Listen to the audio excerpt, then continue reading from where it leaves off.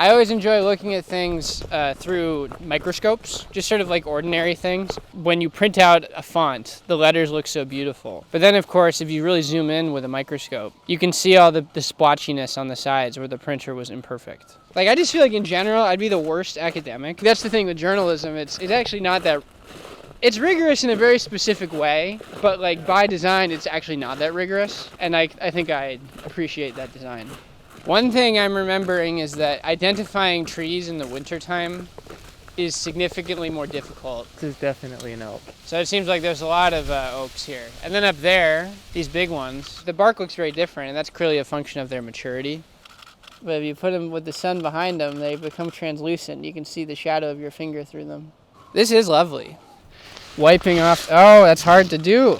Bummer. I gotta get it with my elbow, break it down. And I just wonder what's below. I feel like we just struck gold. The Fore River, it provides valuable feeding habitat for many species. Estuaries, that's where we are. They're edge communities where land meets sea and fresh water mingles with salt. Wading and feeding habitat for snowy egrets, great blue herons, sandpipers, plovers. I think the other big things to know is that this is a vulnerable ecosystem, but it's returning to health. I'm going to take a seat at this bench, which I bet is dedicated to someone. It's in honor of Bud Quinn.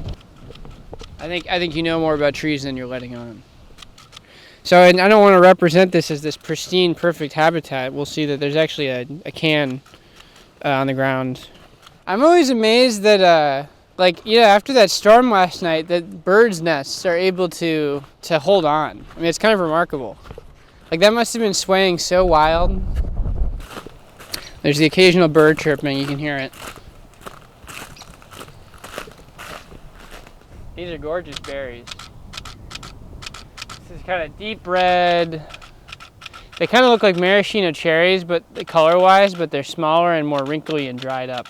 It's always more complicated than we think it is. I oftentimes have a cynical perspective because it's like we've already completely destroyed migration patterns of animals by building highways, and it's like, think of the walls between countries, like what our nation wants to do between us and Mexico. It's like, it's not about people. Like you're destroying total ecosystems and migration patterns of animals that are relying on these empty spaces to live and exist. Borders, for some reason, are like a part of human living, but like we're just as mammal as any other mammal.